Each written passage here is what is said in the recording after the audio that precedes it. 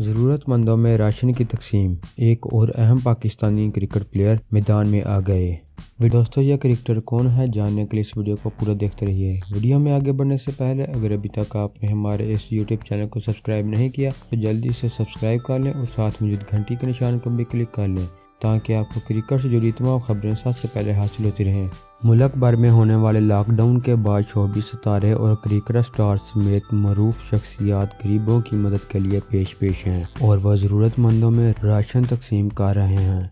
इससे कबल कौमी क्रिकेट टीम के साबिक कप्तान शाहिद खान अफरीदी, बल्लेबाज अहमद शहजाद, सुहेल तनवीर और ICC पैनल में शामिल बैनुल अक़वामी शोहरत याफ्ता पाकिस्तानी अंपायर अलीम डार ने समाजी राब्ते के अकाउंट पर वीडियो शेयर की, जिसमें वो कह रहे थे कि अगर किसी गरीब को ग़िज़ाई अजनास की ज़रूरत है तो वो राब्ता कर सकता है।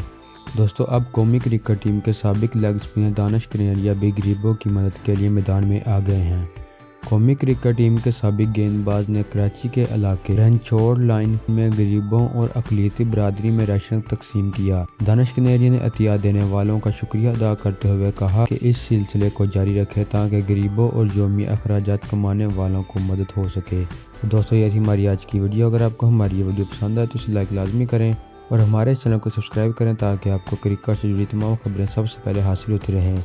तो दोस्तों, मिलते हैं अपनी अगली वीडियो में। खुदा हाफिज़।